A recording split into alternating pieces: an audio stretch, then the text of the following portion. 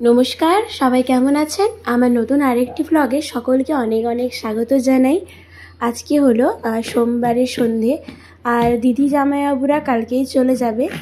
তাই সন্ধ্যাবেলা ভাবছিলাম কিছু একটা চটপটে করব, আর তার জন্য প্রথমে ভেবেছিলাম ফুচকা বানাবো। আর তার জন্য আমি মটর আর ছোলা ভিজিয়ে দিয়েছিলাম, আর আলু এখানে সেদ্ধ করেছিলাম। কিন্তু দেখি আমার ফ্রিজে লেবু নেই আর তেঁতুলও নেই, তো টক জলটা তো ফুচকার মেন, তো সেটা কি করে করব। আর তখন আমি মানুষকে ফোন করি, কিন্তু ও বেচারি সারাদিন ঘুরে ঘেঁটে আর ওর পরিশ্রম না মিটতে ও বলল আমি এখন পারছি না, আমার একটু দেরি হবে লেবু বা ওগুলো এনে দিতে। তাই আমি তো এখানে অগত্যা ওই ভেবেছিলাম যে যদি কিছু না পাই তাহলে শেষমেশ 12 ভাজা বানাবো।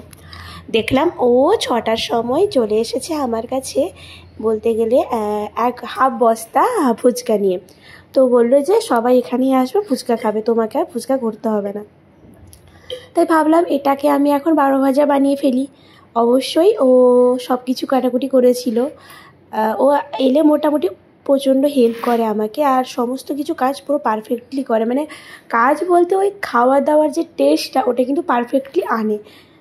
তারপর আমরা সবাই মিলে, ওই যে ওর বাবাও অফিস থেকে চলে এসেছিল, আর তারপর একটা বেশ ফুচকা আর 12 ভাজা খাওয়া চলছিল।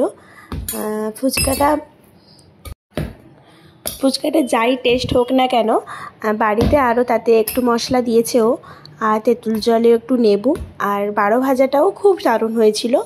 ওই করেছিল সমস্ত কিছু। আর এখানে খাওয়া দাওয়া চলছে। ও মোটামুটি খাটে বসে আছে, চুপচাপই বসতে পারেন, কারণ ওকে একটা ব্যাগ দেওয়া হয়েছে, ওটা নিয়ে আছে। আর তারপর যাব না বলেই মানে আমার ওই একটা ডান পায়ে প্রচণ্ড ব্যথা করছিল। ওর জন্য আমি বলেছিলাম তোমরা যেখানে যাও, আমি কিন্তু যাব না। কিন্তু তারপরে দেখলাম যে একা বসে থাকবো কেন, আমিও চলে যাই। তো তার জন্য ওই যে গাড়ি এসে গেছিলো আমাদের রুমের নিচেই, আমরা চলে গেছিলাম। যাচ্ছি আমরা পাটুলি। ওটা তো খুব সুন্দর জায়গা, অনেকেই জানবে যে ওটা কত ভালো জায়গা। মানে একটু আড্ডা দেওয়া বা শান্ত মাইন্ডে বসে থাকার জন্য খুব ভালো। আর ওর যে গালে দেখতে পাচ্ছেন লাল দাগটা, ওর দু গালে এরকম লাল দাগ হয়েছে। একটা হলো ওর মাইমা দিয়েছে, আর এক পাশে আমি দিয়েছি। বেচারা জানেই না যে এই মুহূর্তে ওর সাথে কী অত্যাচারগুলো হয়ে যাচ্ছে। আর দেখুন, কথা বলতে বলতে আমরা পৌঁছে গেছি পাটুলি। মানে একটা ব্রেঞ্চও খালি নেই যেখানে একটু আমরা সবাই মিলে বসতে পারবো। কিছু কিছু ছিল যেটা প্রথমের দিকে, সেখানে তেমন একটা হাওয়াও নেই। তাই জন্য আমরা বেঞ্চ খোঁজার উদ্দেশ্যে হাঁটতে থাকছি। এই যে খুব সুন্দর জায়গা এটা। আমি এর আগে 2 বছর আগে এসেছিলাম, তখন বাবু হয়ও নি আর বাবু পেটেও আসেনি। তখন আমি কলকাতায় এসেছিলাম, ওর বাবা ব্যাঙ্গালোর থেকে এসেছিল। বলতে গেলে আমাদের দুজনের দেখা করার জন্য আমি দাদার কাছে এসেছিলাম। ও বলেছিল কলকাতা থেকেই ফিরে যাবে।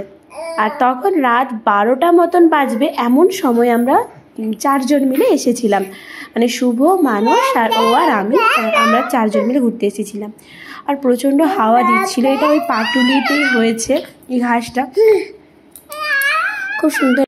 তারপর ভেবেছিলাম সবাই মিলে একটা জায়গায় খাওয়া দাওয়া করব, কিন্তু তা আর হয়নি। প্রচণ্ড বৃষ্টি হয়েছিল, আর তার জন্য যে যার যেমন যায় মানে সেফ জায়গায় আমরা ছুটে গেছিলাম। আর বিশেষ করে কেউ যায়নি বলতে গেলে, আমি আমার বাবুকে নিয়ে বা ওর বাবা চলে গেছিলাম, কারণ প্রচণ্ড ধুলি, মানে ওই ধুলোকণা প্রচণ্ড বাতাসে আসছিল। আমরা বাড়ি ফিরে আসি। তারপর ওই বাড়িতে এসেছিল রুটি আর মটর তরকারি, ব্যাস ওটা খেয়েই আমাদের রাত কেটেছিল। আমার ছোটো মিনি ব্লগটি কেমন লাগলো অবশ্যই জানাবেন। ধন্যবাদ। আজ তাহলে আসি, দেখা হবে অন্য একটি ব্লগে।